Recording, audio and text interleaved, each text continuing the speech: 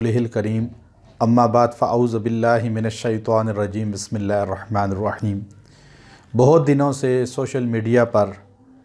حضرت مولانا طارق جمیل صاحب دامت برکاتہم العالیہ کے متعلق یہ گردش کر رہی تھی بات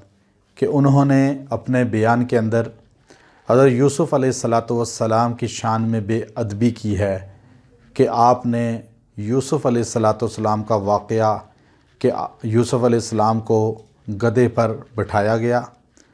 اور شہر کے اندر پھرا کر چہرے کو سیاہ کیا گیا۔ اس بات پر بہت سے لوگ حضرت مولانا طارق جمیل صاحب کی شان میں حد درجے بے ادبی اور گستاخی کر رہے تھے۔ اس میں کوئی شک نہیں ہے کہ حضرت مولانا طارق جمیل صاحب سے یہ خطا ہوئی اور طارق جمیل صاحب دامت برکاتہم العالی نے یہ خطا جان بوجھ کر نہیں کی، چونکہ یہ تصور بھی نہیں کیا جا سکتا کہ ایک اتنا بڑا عظیم عالم دین، مبلغ اسلام اور لاکھوں لوگوں کی ہدایت کا ذریعہ بننے والا کسی نبی کی شان میں گستاخی کرے گا۔ حالانکہ ان کا ماضی ہمارے سامنے ہے کہ انہوں نے کبھی کسی انسان کی شان میں گستاخی نہیں کی، کسی انسان کی غیبت کبھی نہیں کی، کسی مخالف کو، کسی گالی دینے والے کو، اعتراض کرنے والے کو جواب نہیں دیا، تو وہ ہم کیسے تصور کر لیں کہ ایک نبی کی شان میں قصداً کوئی گستاخی کر سکتے ہیں؟ تو اس لیے جب ان سے اس بات کا اظہار کیا تو انہوں نے بڑی فراخ دلی کے ساتھ اپنی غلطی کو تسلیم کرتے ہوئے رجوع کیا اور اس بات کا اظہار کیا کہ مطالعہ بہت عرصہ پہلے کیا اور اب سر درد اور بیماریوں کی وجہ سے مطالعہ بھی نہیں کر پاتے، لیکن چونکہ روز 3-4 بیانات کرنا اور اتنے سالوں سے بیانات کرنے کے بعد اگر الفاظ میں اس طرح کچھ خطا غلطی ہو جاتی ہے تو ہمارا فرض نہیں بنتا کہ ہم ان کی شان میں بے ادبی کرنی شروع کر دیں اور سوشل میڈیا پہ ان کو گالیاں دینی شروع کر دیں، بلکہ ان کے رجوع کو قبول کر کے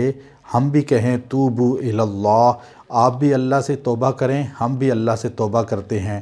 کہ ہم سے جو خطا ہوئی ہم بھی توبہ کرتے ہیں۔ اور حضرت مولانا طارق جمیل صاحب نے بھی توبہ کی اور رجوع کیا، اپنے صحب کو مانا، غلطی کو مانا، اور یہ ماننا ہی ان کے عظیم ہونے کی نشانی ہے۔ اللہ تبارک و تعالی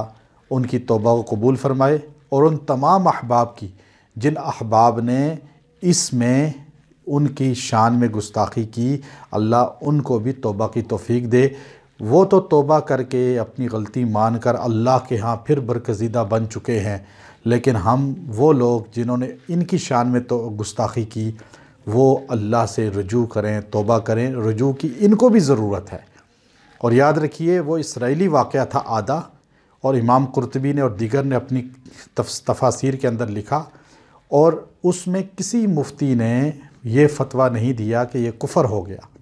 پھر آگے جو منہ سیاہ کرنے کا تھا وہ آپ نے اضافی بیان کیا، جس کی وجہ سے آپ کو توبہ اور آپ کو رجوع کرنا پڑا۔ الحمدللہ آپ نے اللہ سے توبہ بھی کی اور رجوع بھی کیا، تو سب کو آڈیو سن لیا۔ اب اگر کوئی کہے کہ نہیں اب بھی غلطی پر ہے مولانا طارق جمیل، تو پھر یقین کر لیں کہ آپ کا ذاتی عناد ہے۔ اللہ تبارک و تعالی آپ کے دل کے اس بغض کو ختم فرمائے۔ وآخر دعوانا ان الحمدللہ۔ ان کو بتا دینا کہ یہ تفسیر قرطبی اور تفسیر رازی میں ہے، لیکن اس میں ایک مجھ سے صحب ہو گیا ہے کہ میں نے وہ جو کہا نا منہ کالا کیا، وہ غلط ہو گیا مجھ سے، چونکہ مطالعہ کی مدت ہو گئی ہے، یاد نہیں رہتا۔ تو جب میں نے اعتراض ہوئے اور رجوع کیا تو روایت بالکل صحیح ہے، آپ کو گدھے پہ بٹھایا گیا، شہر میں منادی کرائی گئی، ھذا جزاء من خان سیدہ، لیکن یہ منہ کالا کرنے والا مجھ سے صحب ہو گیا ہے، یہ ان کو آپ بتا دیجیے گا۔ تفسیر رازی، تفسیر قرطبی۔ السلام علیکم۔